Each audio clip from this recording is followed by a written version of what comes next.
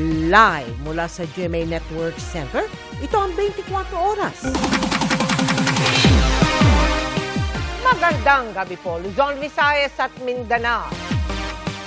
Ilang araw matapos iulat na dinukot ang dating Vice Mayor ng Abuyog, Leyte at kanyang anak, natagpuan silang patay sa Silago sa Southern Leyte. Ayon sa pulisya, hinampas ng matigas at mabigat na bagay ang mag-ama saka pinagsasaksak bago itapon ang kanilang mga katawan. Kanina nadakip ang tatlong suspect sa krimen matapos nilang sumuko sa Pasay.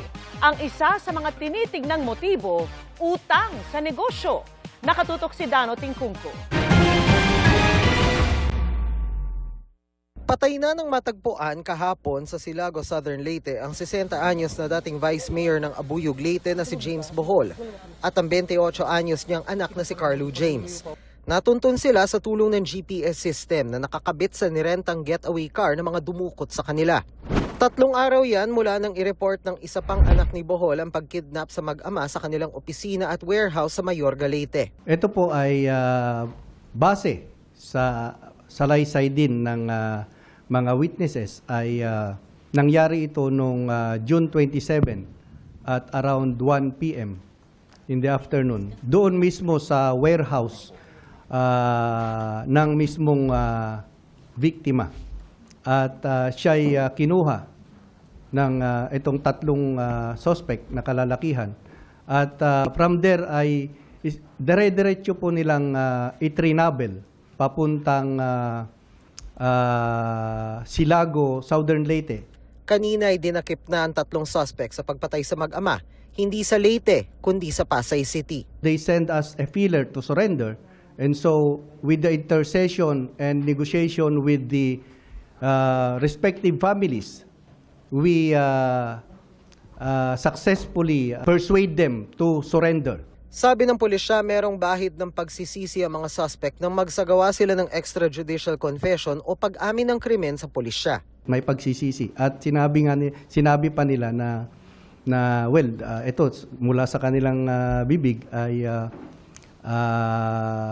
pinagplanuhan nila. Pinukpok po nila ng matigas na object, believed to be a dumbbell. Pinukpok hanggang nawalan ng malay at nung itatapon na nila ay pinagsasaksak pa nila. Ang hindi raw inamin ng mga suspect ang sumbong ng isang kamag-anak ng mag-ama na nakatanggap umano ng text na humihingi ng ransom. Ayon sa pulisya, posibleng panlito lang ito para makatakas. During the dawn of Sunday ay nandyan na po sila sa Allen, Samar at around 4 o'clock in the morning about to take the Roro going to Matnog, Sorsogon for their eventual escape. So kung sila man po yung nag-text, somehow it is panligaw. Gawa na po ng wala na po sa kamay nila. Naitapon na nila yung bangkay Saturday pa lang. Ayon sa mga pulis, matagal na raw magkakilala ang mga suspect at mag-amang biktima. Ayon sa tumayong leader ng tatlong suspect, magkasosyo sila sa negosyong mantika. Dahil may utang yung isa sa kanila, posibleng yun ang dahilan? Yes po. Inamin din po. Parang kulang siya lagi sa kanyang mga kinukuhang kabayaran ng stocks. Sa pagkakasabi po, pagkakakwento niya, yung cheque na about na ibabayad niya is amounting to 550,000. And I am not certain as to the totality ng kulang niya or utang niya. Pero initially, may ino-offer siyang cheque. Case closed na ito para sa pulisya dahil sa pag-amin ng mga suspect at pagtugma ng kanilang pahayag sa paunang investigasyon. Hindi na nagpaunlak ng panayam ang pamilya ng mga biktima. Sa kanilang bayan ay naka-half-mast ang bandila bilang pagpupugay sa dating opisyal. Dano Tingkungko, Nakatutok, 24 oras. Kumarap sa Senado ang tiyahing pulis ng 14 na taong gulang na namaril sa isang paaralan sa Tacloban. Ang giit niya, walang paalam na kinuha ng pamangkin ng kanyang baril sa nakakandadong taguan sa loob ng nakalak niyang bahay. Nakatutok si Sandra Aguinaldo. Ang pamamaril sa San Jose National High School sa Tacloban ay nakagigimbal di lamang dahil 3 bata ang nasawi at maraming iba pa ang nasaktan, kundi dahil na rin sa edad ng 2 namaril, isang edad 14 at isang 15 anyos lamang. Sa pagdinig ng Senate Committee on Women, Children, Family Relations, and Gender Equality kanina, tila sariwa pa sa ina ng nasawing si Joyancy Separa ang nangyari. Hiling niya, babaan ang edad na pwedeng makasuhan ang bata at sana raw mapatawan ng mas mabigat na parusa. Sa ilalim ng batas, ang 14 anyos na namaril na si alias Nash walang pananagutang kriminal base na rin sa kanyang edad. So paano yan? Isa sa ano lang yan sa bahay Pag-asa? Pwede naman siguro. I agree. Yung sinabi ni Tolfo. I agree po. Yung sinabi niya, pwede naman siyang makulong doon sa ibang pasilidad na pwede sa kanilang edad para din nila maramdaman yung sakit, yung parusa na karapat-dapat sa kanila eh. Disiplinahin din sila. Eh yung bata na yan, nakamatay yan eh. Nakamatay yan. Nakamatay yan ang tao. So ano, ibababahay Pag-asa lang yun? Ha? Humarap sa publiko sa unang pagkakataon ang tiyahing pulis ni alias Nash. Siya ang may-ari ng Glock 17 pistol na pinaputok ni alias Nash ng mahigit 30 beses ayon sa mga pulis. Kwento ng kanyang tiyahin, kinuha raw ni Nash ang baril nang walang paalam sa nakakandadong taguan niya. Dumaan umano si Nash sa bintana para mapasok ang nakalakdaw niyang bahay. Nash unlawfully entered my own house. It's not a room po. It's my own house. So house. Yes po. He forcibly damaged my locker. It was locked. And my house was locked as well po, ma'am. Pero yung locker ay plastic locker. Plastic locker, and my firearm was inside a gun box. The locker was as well locked po. And I am only the one who had possession of the keys to my house. Tinanong din siya tungkol sa napabalita na dinala niya sa firing range ang batang pamangkin. I only bring him once, You brought him just once. just once. Bakit? Anong reason? Ba't nyo siya dinala sa firing range para turuan na mag-firing? Anong dahilan? He usually told me that he wanted to be a police officer like me. He looked up on me. Yun po, he wanted to be a police officer, and he was asking if I could bring him sa firing range. Kwento rin ng tiyahin, napansin daw niya na nag-iba ang kanyang pamangkin nang magbinata na. Yung napapansin ko po kay Nash is masyadong mahaba ang oras niya sa cellphone. He is introvert, more or most of the time hindi siya nakikipag-usap. Gusto lang niyang mapag-isa. Nung siguro nag-puberty na po siya, doon siya nag-start na magkaroon ng sarili niyang mundo. Nasampahan na ng reklamong murder ang pangalawang suspect na si alias Rod. Sinubukan daw ng Senate Committee na imbitahin din ang kanyang pamilya sa pagdinig pero hindi sila matuntun. Panukala ni Senador Raffy Tulfo, amyendahan ng batas para magkaroon ng hiwalay na pasilidad para sa mga minor de edad na nakagawa ng karumal-dumal na krimen. Bagamat hindi sila dapat isama sa regular na kulungan, hindi rin daw sila dapat nakahalo sa ibang bata sa bahay Pag-asa. What I saw in the US, juvenile detention center, na talagang kulungan. May mga selda. Bawat bata pagdating sa gabi, nandun sila sa kanilang selda to make them feel na sila ay nasa facility na para gampanan yung parusa na ipinataw sa kanila. Humarap din sa komite ang ilan pang magulang at kaanak ng mga namatay at nasugatan sa pamamaril. Nagbabala naman si Committee Chair Riza Ontiveros, pati ang ilang eksperto tungkol sa 764, isang international network na nagsusulong umano ng karahasan at extremism sa social media at gaming platforms. Posibleng na-impluwensyahan daw nito ang mga suspect. May indikasyon din daw na may adult groomer ang mga suspect base sa pag-aanalisa sa Facebook account na pinaniniwalaan kay alias Nash.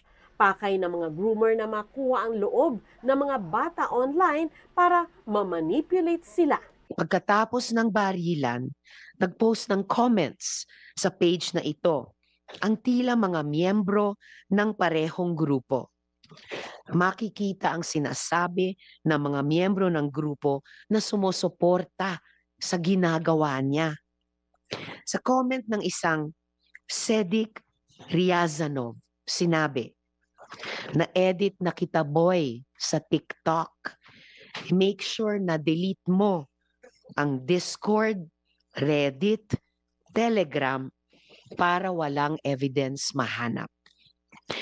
Itong Sedik Riazanov rin ang pinaghihinalaang adult groomer ng mga batang ito.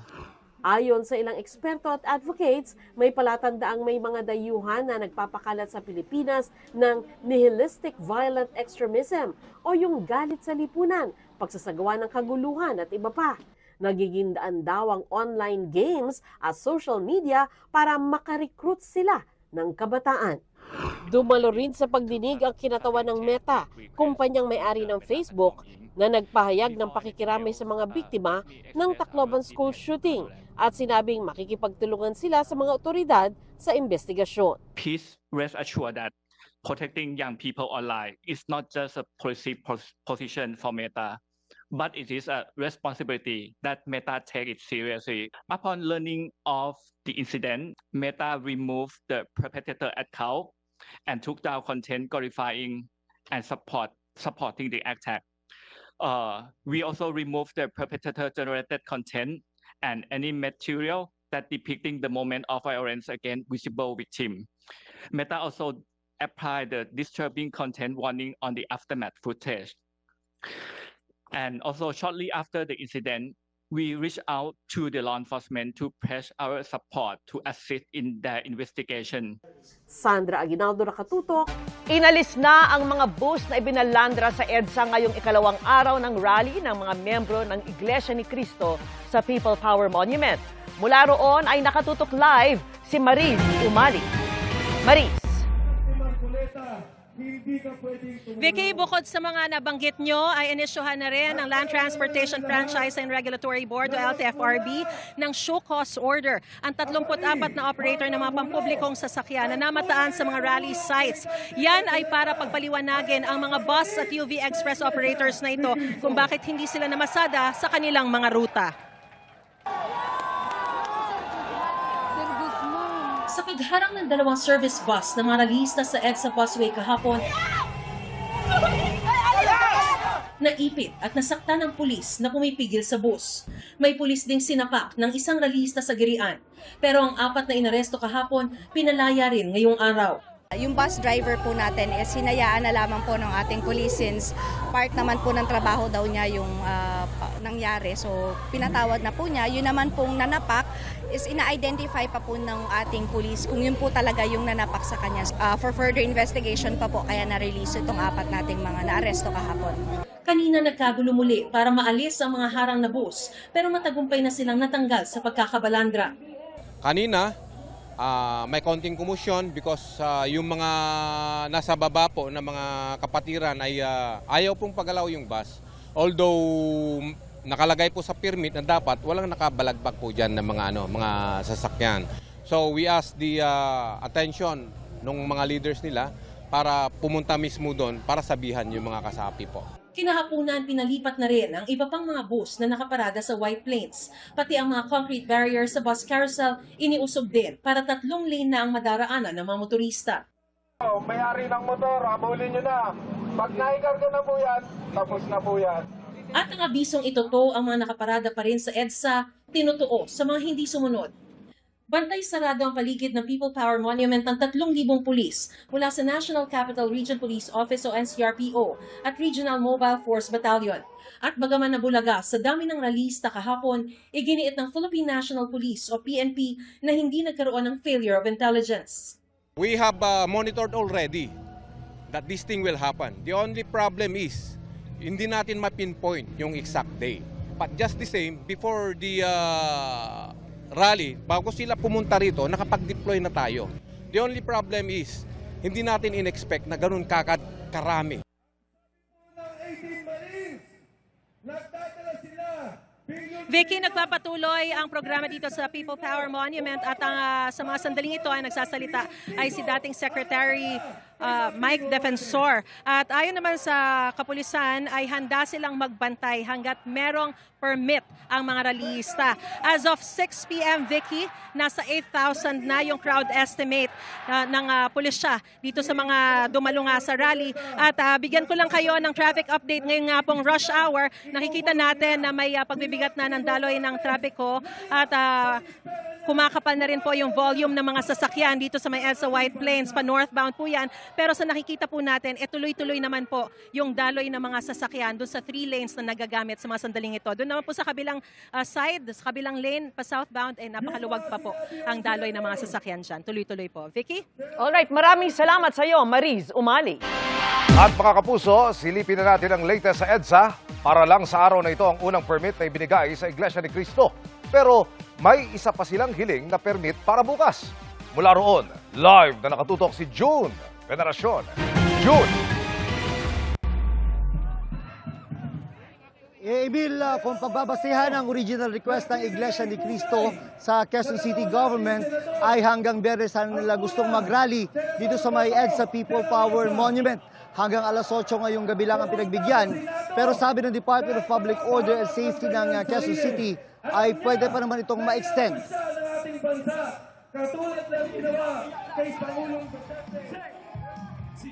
Sa ilalim ng matinding sikat ng araw, nagtiyaga sa EDSA People Power Monument ang mga miyembro ng Iglesia ni Cristo o INC. Pangalawang araw ito ng kanilang rally kontra katiwalian at pagsuporta sa kanilang kapwa INC member na si Senador Rodante Marcoleta. Yan ay sa gitna ng planong kasuhan ng senador ng plunder dahil sa pagtanggap ng 75 million pesos mula sa 3 pribadong individual. Kung ang rally kahapon ay walang permit, ang rally ngayon ay inihingi na nila. Batay sa original nilang request sa Quezon City Hall, hanggang Biyernes sana nila gustong mag-rally rito. Gayunman, maaari itong ma-extend ayon sa Quezon City Department of Public Order and Safety. Yan ay kung susunod sila sa mga napagkasundo ang panuntunan, gaya ng pagtiyak sa kaayusan sa rally, at dapat gawin lang ito sa White Plains Avenue hanggang Temple Drive. Dapat may order po, then panatilihin po yung disiplina, yung sa mga basura, yung parking places po, andun po lahat. Ang mahalaga pong nakalagay kasi doon is dapat smooth flowing po yung traffic po sa EDSA at bawal pong pumarada along the stretch of EDSA. Sa maghapon ay naging free-flowing ang programa. Naka-open mic para sa mga gustong kumanta, basta magpalista. Nagbalik dito si Batangas Congressman Leandro Libiste, kasama ang 500 kababayan ng kanyang distrito. Napaka-hypocritical na inuuna ang kaso kay Senator Marcoleta na hindi naman allegedly galing sa pondo ng gobyerno sapagkat ang masasabi ko, napakaraming mga kongresista at senador ay tumatanggap ng pera galing sa mga DPWH contractors at napakaraming mga kampanya ay pinondohan ng flood control.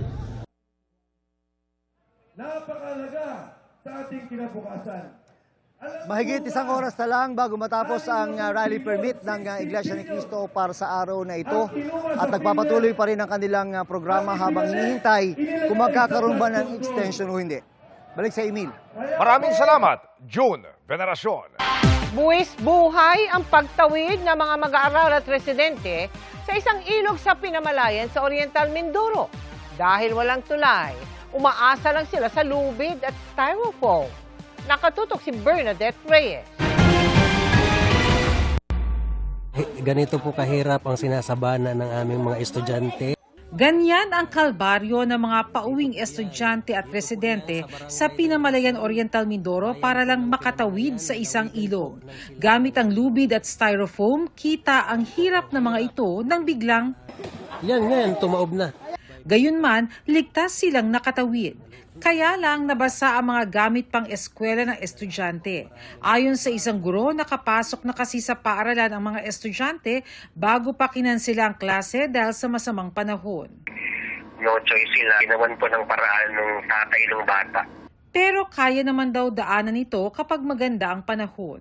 Pag hindi po masama ang panahon at maganda ang panahon naman ay maliit yung tubig, nakakatawid po ang mga tao. Kaya panawagan nila sana makapagtayo ng tulay sa naturang ilog para maging madali ang pagtawid nila. Naperwisyo naman ng baha ang 3 komunidad sa barangay Buhangin proper sa Davao City dulot ng malakas na pag-ulan. Ayon sa Pag-asa, ang pag-ulan sa bansa ay dahil sa pinagsamang epekto ng low pressure area na naging bagyong Henry pati na ng habagat at local thunderstorms. Bernadette Reyes, Nakatutok, 24 Oras. Umaabot na sa hanggang 6 na rape case ang inaitatala sa Calabarzon kada araw po yan. 500 suspect na ang nahuli, kabilang ang isang gumahasa umano sa 3 menor de edad sa iba't ibang probinsya. Nakatutok si John Consulta, exclusive. Nang matukoy na ang eksaktong lugar ng kanilang priority target, agad kumilos sa mga operatiba ng Regional Intelligence Division 4A. Go, go, go! Dapa! Arestado ang 24 anyos na suspect sa serye ng panggagahasa sa Cavite, Bulacan at Quezon Province. Nagkaroon tayo ng breakthrough nito nung may report doon na mayroon namang isang minor na kung saan ay inatim na naman na re-rape na sana nitong subject na to. Patawid na naman sana ito ng Masbate. Considering na yung lugar na pinagtaguan niya, yun yung doon ang pier na papuntang Masbate. Ayon sa Calabarzon Police, edad 5 at 11 anyos ang kanyang mga nabiktima sa Cavite, Bulacan at Quezon bago nagtago sa bahagi ng Bicol. Ang kanyang ginahasa sa Padre Burgos, pinatay pa niya sa sakal at itinapon sa ilog. Meron siyang recorded na 3 rape cases, all minors at isa doon ay rape with homicide pa. Lahat ay takot sa kanya, even his family ay takot sa kanya kasi pinapatay nga po niya yung victim niya to conceal yung rape na executed by him. This rapist, serial rapist, may all minors at that at it's a state of mind that kung hindi yan nahuli ng ating mga kapulisan ay he will keep on doing such horrible acts. Ayon sa Calabarzon Police, tuloy-tuloy ang kanilang pagsisikap na mahuli ang mga sex offenders sa Region 4A sa harap ng mataas na insidente ng pang-aabuso sa rehiyon.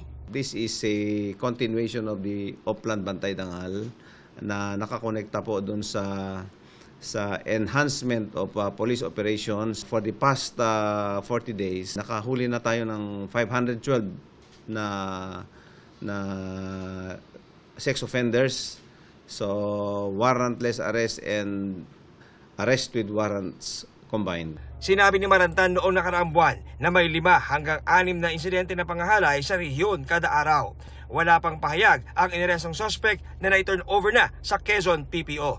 John Consulta, Nakatutok, 24 Oras.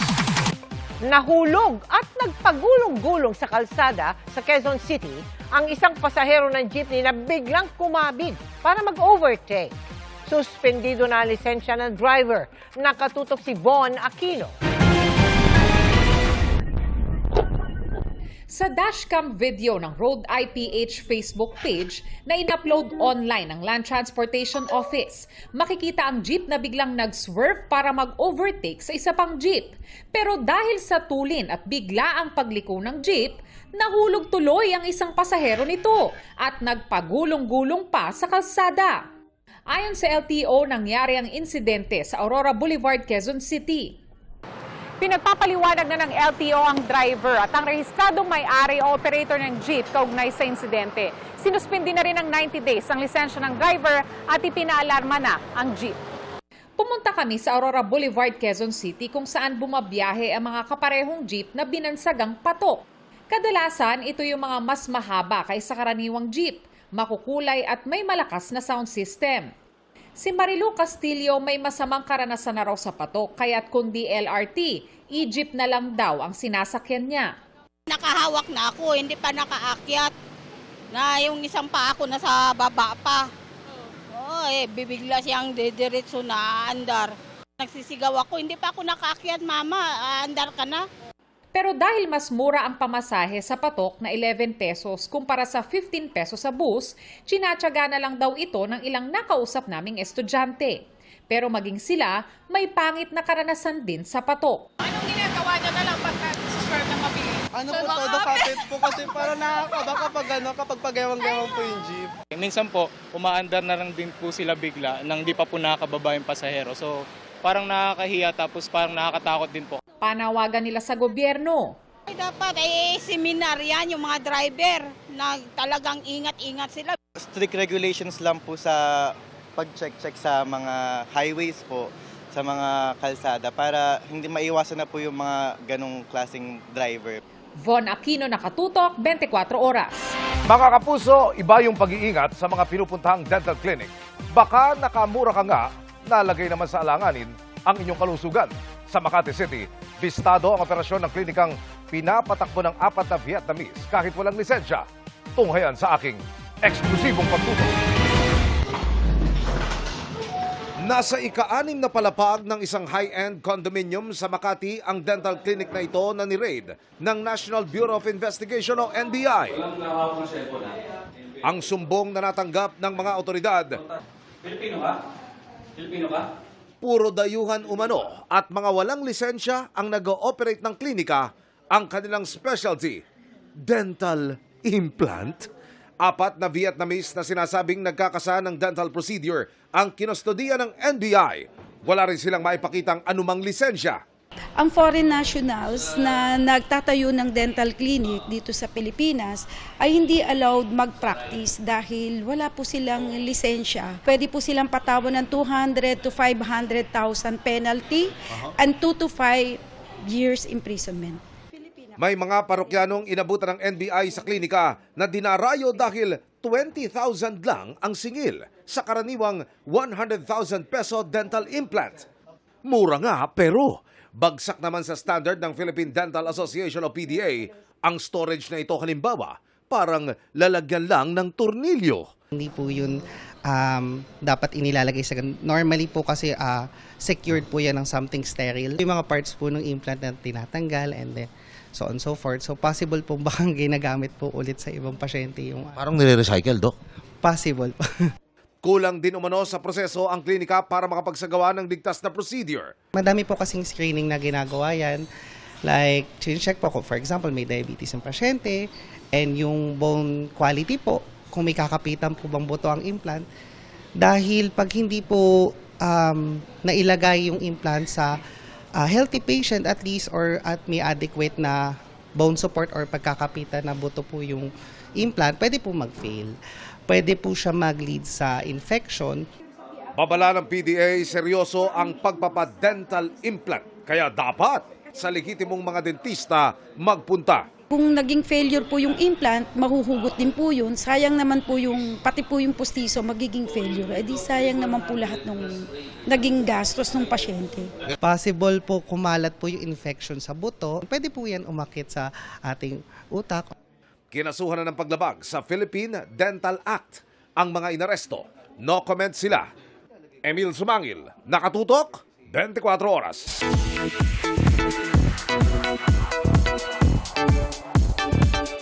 Happy midweek, chikahan mga kapuso! Exciting times ahead sa The Clash Teens, lalo't ipinakilala na ang Top 12. Ang host naman itong si Julian San Jose may soon to be released music na inspired by boyfriend Raver Cruz. Ang cute na kwento kung paano yan nabuo sa chika ni Nelson Canlas.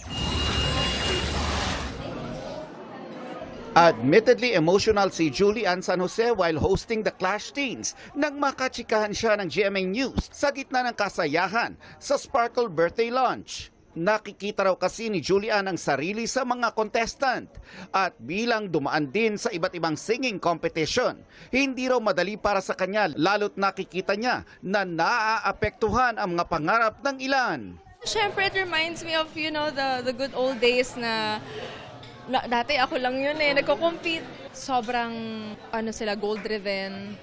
Tapos yung passion talaga nila sa craft nila. Grabe yung alam mo yun, yung love. And makikita mo sa mga mata nila na wow, this is what I want. Inireveal na ang top 12 lineup ng The Clash Teens at marami ang hindi napasama rito. Payo sa kanila ni Julian, just enjoy the journey. Para naman sa top 12, iba't ibang surprise twist daw ang naghihintay sa mga susunod na episode. Equally, talagang magagaling talaga sila lahat. And yun, at the end of the day, and at the end of the competition, isa lang naman kasi talaga ang mananalo, 'di ba? Pero lagi nga namin sinasabi sa kanila na whatever happens, hindi naman dito nagsustop yung journey mo. Diba? I mean, like, there's so many talented artists na hindi naman sumali sa competition pero hindi naman nanalo, diba? Julian reveals her new surprise na aabangan ang mga naghihintay sa kanyang next music release. Sobrang random daw ng paggawa niya sa love song na ito at syempre, she has a very special person in mind while writing it. Parang first time ko rin nagkaroon ng ganitong klaseng song at ng track. So, nakakatawa nga kasi yung story behind it talagang sobrang random kasi. I got sick at that time. So, syempre, bed resting ako, diba? Tapos may mga pumapasok na melody sa isip ko. Tapos sinusulat ko lang siya. It's actually for Ray. I wrote it for Ray. It's a love song. Nelson Canlas updated sa Showbiz Happenings.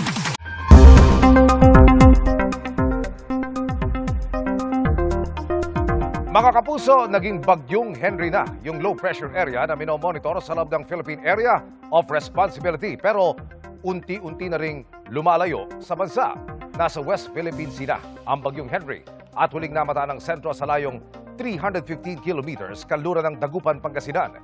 Kumikilos yan pahilagang kanluran sa bilis na 30 kilometers per hour. Ayon sa Pag-asa, magtutuloy-tuloyan na ang paglayo niyan sa kalupaan at posibleng ngayong gabi ay makalabas na rin ng PAEAR. Sunod itong tutumbukin ng Southern China. Dahil sa paglayo ng bagyo, inalis na rin ang Pag-asa ang wind signal. Bukod sa natitirang epekto ng bagyong Henry sa kanlurang bahagi ng Central Luzon, apektado naman ng southwest monsoon o yung habagat na pinalalakas ng bagyo at ng localized thunderstorms ang iba pang panig ng bansa. Base sa datos ng Metro Weather, may mga pag-ulan sa umaga sa ilang bahagi ng Palawan, Bicol Region, Zambales at Bataan. Sa hapon at gabi, tumataas na rin ang tsansang ulanin ng Ilocos Region, Cordillera, Cagayan Valley, ilang bahagi pa ng Central at Southern Luzon, kasama ang Mimaropa at Calabarzon. Magiging malawakan din ang ulan sa Visayas at Mindanao. May heavy to intense rains na pwedeng magpabaha o magdulot ng landslide. Hindi rin inaalis ang tsansa ng thunderstorms sa Metro Manila, lalo bandang hapon o gabi, kaya magdala pa rin ng payong kung may lakad bukas. Inalmahan ng ilang employer organization ang 85 peso wage increase sa mga manggagawa sa NCR. Sabi naman ni Labor Secretary Francis Tolentino, may exemption naman ang wage order. Nakatutok si Rafi Tima. Ipinagmalaki ng Department of Labor ang pinakamalaki daw na wage hike na inaprubahan ng Regional Wage Board sa Metro Manila, ang 85 pesos na aumento sa minimum wage. Ibibigay ito ng dalawang bagsak, 60 pesos ngayong Hulyo at ang natitirang 25 pesos sa Enero ng susunod na taon. Pero may mga employer organization na tutol sa laki ng ibinigay na increase. Sabi ng Employers Confederation of the Philippines o ECOP, naiintindihan ng mga negosyante na dapat itaas ang sweldo ng mga manggagawa pero hindi raw tama ang pinagbasehang formula. Unfortunately, we dissented kasi yung mga formulang ginagamit natin which is regular, yung inflation, yung mga measures, marami yun eh. Palagay namin mali dahil ngayon, kasi it is not a normal situation. Bakit po? Merong gera, tumaas ang gasolina, tumaas ang inflation. So pag inaverage yung inflation, naggantay sa 6.8 eh. Hindi naman normal yun, ano? Ang panukalaro nila sa Tripartite Board ay 60 pesos na ibibigay din sa dalawang tranche. Punto pa ng ECOP, konti lang ang makikinabang sa utos na wage hike dahil 84% ng labor force sa bansa nasa informal sector. Sa natitirang 16%, 90% ay nasa maliliit o micro companies na hindi raw kakayanin ang 85 pesos na wage increase. Ilan lang yung kaya-kaya yan. Baka yung large na wala pang 1%, saka yung medium na 1%. Even the small na 9%, hindi kaya yan. Not at this time. Lalo pa ngayon na ang investors natin nakawala na, pati turista. Lalagyan mo pa ng ganyang kalaki, lalo lang mawala investment. Hindi rin umano malayong may mga kumpanyang ipapasa ang dagdag na gastos sa kanilang mga consumer. Sa isang pahayag, sinabi naman ng Federation of Philippine Industries na ngayon palang bumabawi ng bahagya ang manufacturing industry pero may dagdag pressure agad bunsod ng utos na taas sweldo. Dagdag daw ito sa mas mataas na energy at logistics cost na siya magtatakda kung kakayanan nilang mapanatili ang trabaho ng kanilang mga empleyado at manatiling competitive. Ayon kay Labor Secretary Francis Tolentino, may exemption naman ang wage order.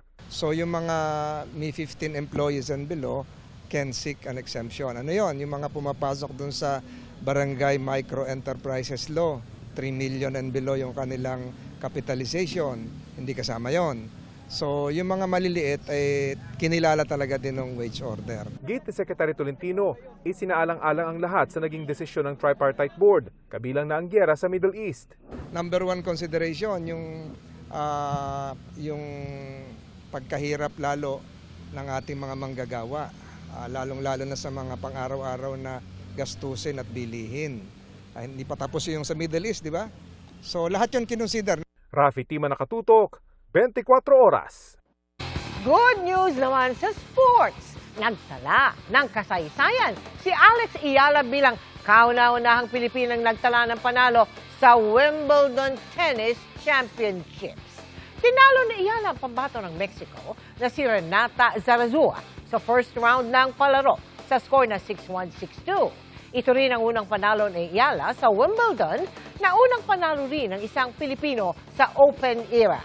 Aabante siya sa second round at sunod na makakalaban si Maha o Maya Joint ng Australia. Inirekomendang sampahan ng 2 counts ng homicide at 2 counts ng reckless imprudence resulting in homicide si Coach Tab Baldwin at 8 iba pa kaugnay ng pagkasawi ng Ateneo players na sina Rene Paterbonia at Divine Adili. Ipinaalam na ng Criminal Investigation and Detection Group o CIDG ang rekomendasyon nila sa pamilya ni Paterbonia.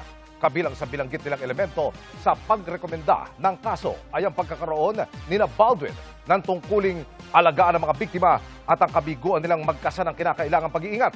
May malinaw nilang ugnayan sa pagitan ng kapabayaan at ng pagkamatay ni Paterbonia at Adili. Ipinapakita umano ng investigasyon na may pangangasiwa at kontrol sa mga manlalaro ang mga coach, trainer, manager at team officials habang isinasagawa ang team building. Itinuloy rin umano ng mga ito ang aktibidad sa tubig sa kabila ng mapanganib na kondisyon at kawalan ng sapat na safeguards. Kinumpirma naman ng Department of Justice o DOJ na natanggap na nito ang supplemental referral mula po sa PNP, CIDG.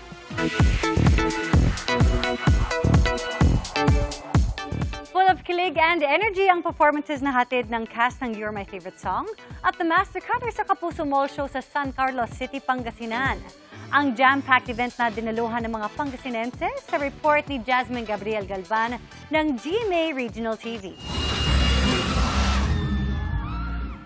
Simula pa lang ng show, umaapaw na ang energy ng audience na lahat game sa pagsasayaw. Kaya naman ang Kapuso at Sparkle Stars ganado sa GMA Regional TV Kapuso Mall Show sa San Carlos City, Pangasinan. Kilig ang hatid ng You're My Favorite Song cast member na si Lee Victor at Princess Aliyah.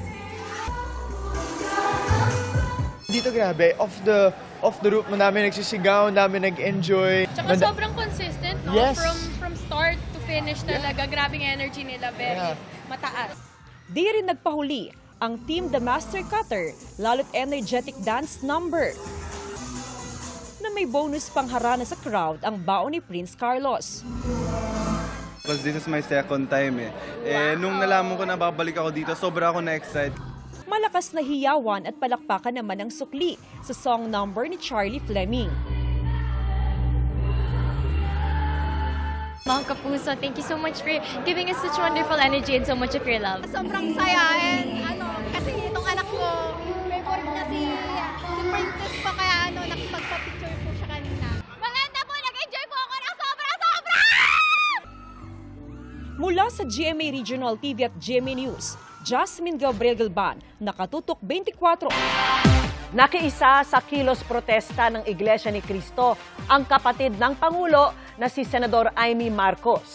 Sa kanyang talumpati kagabi sa pagtitipon, tinawag ni Senadora Amy Marcos na manhid at walang pakialam ang gobyerno sa hirap ng mga magsasaka at mangingisda. Tugon dito ng palasyo, marami na ang naipaabot na tulong ang gobyerno, lalo na sa mga magsasaka at mangingisda.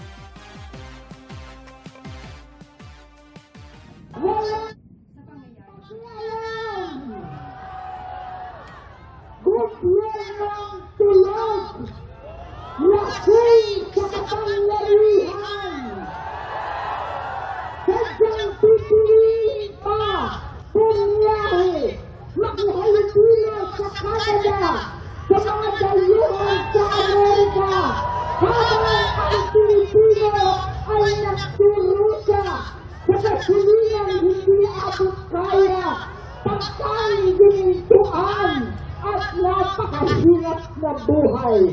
Hindi natin alam kung Senator Amy ay bulag, nagbubulag-bulagan o talagang pinipikit lamang niya ang mata niya sa katotohanan para magamit siya sa paninira sa gobyernong ito. Marami na po ang naipaabot na tulong ang ating gobyerno, lalong-lalo na sa ating mga magsasaka at sa mga mangingisda. Mga kapuso, buhay na nasagip ang isang bata matapos ang 6 na araw na pagkakaipit sa guho sa Caracas, Venezuela dahil sa magkasunod na lindol. Sa video mula po sa Jordan Public Security, makikitang gumagalaw ang kamay ng bata habang nakaipit sa ilalim ng malalaking tipak ng semento. Maingat na pinutol ng mga rescuer ang mga bakal sa paligid at dahan-dahang kinuha ang biktima. Agad siyang binalutan ng kumot at isinakay sa ambulansya para bigyan ng atensyong medikal. Hindi po bababa sa 1,700 ang naitalang patay kasunod ng mga lindol. Hindi patukoy ang eksaktong bilang ng nawawala pero base po sa ulat mula po sa mga residente, tinatayang nasa 45,000 ang patuloy na hinahanap. 2 beses nagbuga ng abo ang Bulkang Kanlaon ngayong araw. Ang unang ash emission nangyari pasado alas 10 ng umaga kanina. Nasundan ang aktibidad mag-aalas 2 ng hapon. Ayon po sa PHIVOLCS, parehong lumikaya ng plumes o pagsingaw na mahigit 700 metro ang taas mula sa crater. Nananatili sa Alert Level 2 ang Bulkang Kanlaon. Pinangunahan ni Pangulong Bongbong Marcos ang selebrasyon ng ika-79 na anibersaryo ng Philippine Air Force. As your Commander-in-Chief, I encourage you to continue upholding the highest standards of professionalism, discipline, and integrity. Above all, remain faithful to your constitutional duty to protect our people and defend the democratic institutions that safeguard our freedoms. Sa kanyang talumpati, nagpaalala rin ang Pangulo sa mga tungkulin ng Air Force sa pagpapalakas ng pagdepensa sa teritoryo, pati na ang pagtulong sa mga komunidad sa panahon ng kalamidad. Binigyan din ng Pangulo ang patuloy na suporta ng administrasyon sa Air Force, kabilang ang investments para mapalakas sa mga training at iba pang programa. Kinilala rin sa anibersaryo ang ilang unit sa tauhan ng Air Force sa natatanging pagtupad at dedikasyon sa kanilang serbisyo. Dumating naman po sa EDSA rally ng mga miyembro ng Iglesia ni Cristo ang kapwa-miyembro nilang si Senador Rodante Marcoleta na siya ring ipinagtatanggol sa kanilang protesta. At live mula sa People Power Monument, nakatutok si Mark Salazar. Mark! Tuloy ang programa ng Iglesia ni Cristo dito sa kanilang rally sa People Power Monument. It's almost 8 p.m. Vicky, pero walang senyales na matatapos na yung kanilang programa. Yan ay sa kabila ng nakasaad sa kanilang permit to rally na 8 a.m. to 8 p.m. Kanina, ito pa rin yung crowd na dinatnan ni Senador Rodante Marcoleta. Itong crowd na ito. Kanina, nung nandito si Senator Marcoleta sa stage, sinabi niya na hindi na raw siya dapat pupunta rito sa People Power Monument. Baka raw sabihin siya pa yung nag-i-instigate. At pinasalamatan niya pa rin yung kanyang mga kasamahan at kapatid sa INC para sa suporta. At sinabi niya rito na siya naman daw ay handang magpakulong kung yan daw ang kapalit ng paglaban niya para sa katarungan. Naghinaing din siya rito na bakit daw siya ang paparusahan, bakit daw siya yung ikukulong, at bakit daw siya ang kaaway ng ombudsman, gayong pareho daw dapat sila ng adhikain. Bago nagsalita si Senador Marcoleta, nandito rin si dating Congressman Mike Defensor para magbigay ng kanyang support para kay Marcoleta. On stage ngayon, maririnig naman natin yung mga speaker nila na nagrereklamo sa pulis dahil pinipigilan daw, hinaharangan daw yung kanilang mga kasamahan na pupunta pa raw dito from the south. Samantala, Vicky, ayon kay General Elmo San Diego ng Quezon City Department of Public Order and Safety, yung daw rally permit bukas na inanunsyo ay canceled na at revoked. Vicky. All right. Sige, maraming salamat sa iyo, Mark Salazar.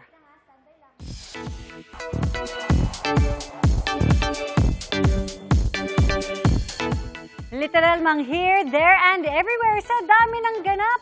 Kayang-kaya raw ni Maxi Collins dahil sa art of work-life balance. Sa The Masticator nga, magiging mas palaban na siya sa action scenes. Makichika kay Nelson Canlas.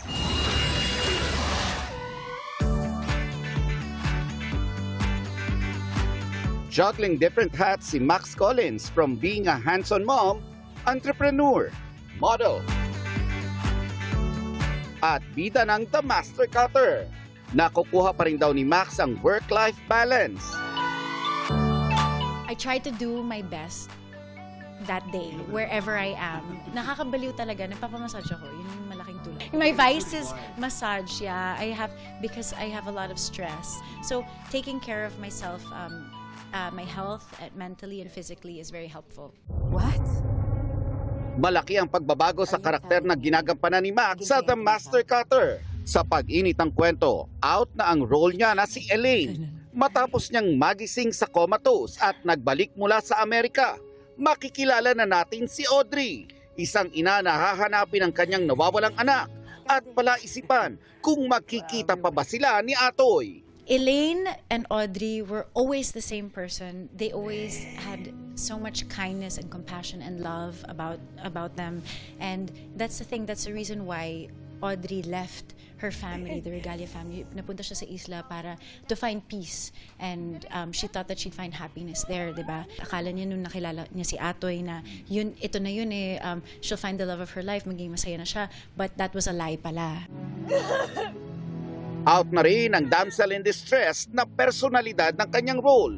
Makikilala daw natin ang palaban at dito mapapasabak sa aksyon si Max. I'm excited about that. I've been training for action stuff since matagal na. So baka ngayon magka-moment na. Nelson Canlas, updated sa Showbiz Happenings. Ang pagtanggap ni Senador Rodante Marcoleta ng malaking halaga ang rason ng balak na pagsasampa ng kasong plunder laban sa kanya.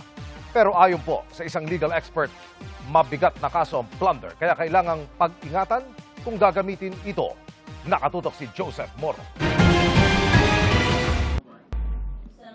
Ang mismong pag-amin daw ni Senador Rodante Marcoleta na tumanggap siya ng 75 million pesos ang isa sa mga nagtulak sa ombudsman na imbestigahan siya para sa kasong plunder. Nang imbestigahan ito dati ng Commission on Elections o COMELEC, sinabing walang paglabag sa Omnibus Election Code dahil hindi na bawal ang hindi pagdedetalye ng mga kontribusyon. Ligtas man sa election offense sa COMELEC, ang kasong yan ang pinagbasehan ng kusa at sariling investigasyon ng fact-finding panel ng ombudsman. Sabi ng fact-finding panel noon, maaaring walang election offense si Marcoleta pero ang nangyari raw ay dapat magbunga ng mga kasong kriminal at administratibo. Kaya rekomendasyon ng fact-finding panel ng Ombudsman kasuhan si Marcoleta ng plunder at paglabag sa Presidential Decree No. 46 laban sa pagtanggap ng regalo ng mga nasa gobyerno pati na ang tatlong nagbigay ng pera. When you talk about plunder, it's a series of combination of acts. Isa-isahin ho natin, 50 million pesos. Umabot ho ng 75 million pesos. From the own admissions as well of Senator Marcoleta, tinanggap niya yung 75 million. Ang kasong plunder non-bailable o walang piyansa. Meron itong parusang reklusyon perpetua o pagkakakulong ng hanggang 40 taon. Sabi ng eksperto sa batas si Dean Amado Valdez, masyadong mabigat na kaso ang plunder kaya kailangan ng pag-iingat sa paggamit nito. I'm not saying it because I am for or against another, but I'm saying it for the people who would suffer this kind of situation in the future. Sabi ni Valdez, hindi raw sapat na tumanggap si Marcoleta ng pera. Dapat daw ang perang kinamal ay galing sa isang krimen. The mere receiving it is not illegal. The mere receiving it is not fraudulent. The mere receiving it is not corrupt. It could be bad taste. Plunder needs a predicate offense. That is illegal act, fraudulent act, or corrupt act. Suppose yung pera ay galing doon sa loot nang i-prosecute niya. Kaya sa tingin ni Valdez, kung ikukumpara sa kulambo ang asunto, yung kulambo mo, maliit yung kulambo. I-stretch nila para makover ka. Net, maliit yung net. Pero i-stretch nila yung net para makuha ka. Okay. Mabitag ka sa net. Where at first glance or at first notice could be possibly considered as admission. They will now try to translate it into an offense. Hinihingan pa namin ng pahayag ang ombudsman, pero sabi kahapon ni Ombudsman Remulla, Work was good, so I said we will file the case. Tama naman, di ba? Sinabi rin dati ng Office of the Ombudsman na lubang napakalaki ng perang ibinigay kay Marcoleta para sabihing simpleng regalo lamang ito. Korupsyon na raw itong maituturing dahil ginamit umano ng nooy kongresistang si Marcoleta ang kanyang posisyon para magpayaman. Tingin naman ng election watchdog na kontradaya na may nakabingbing reklamo sa COMELEC at Ombudsman dahil sa hindi pagdedeklara ng sosyo ni Marcoleta, dapat sagutin ng senador ang pagtanggap niya ng 75 million pesos. Hindi katanggap-tanggap yung sitwasyon na hindi naman porke before the campaign period nangyari yon, ligtas ka na. Delikado yung pag may utang na loob, yung mga nanalong kandidato, so kanino sila maglilingkod? Sa taong bayan o dun sa mga nag-donate sa kanila? Hinihingan namin ng reaksyon si Marcoleta pero sa kanyang privilege speech ng May 25 para depensa ng sarili, They did not say that generosity becomes criminal merely because the amount is substantial. What the law forbids is not liberality. It forbids corruption. What it condemns is not friendship. It condemns the sale of public duty. At least I stated the truth. Joseph Morong, Nakatutok 24 Oras. At yan ang mga balita ngayong Miyerkules. Ako po si Mel Tiangco. Ako po si Emil Sumangyo. At ako po si Vicky Morales. Ito ang GMA News. Walang kinikilingan. Walang pinoprotektahan. Noon at ngayon, serbisyong totoo. At dahil hindi natutulog ang balita, Nakatuto kami 24 oras.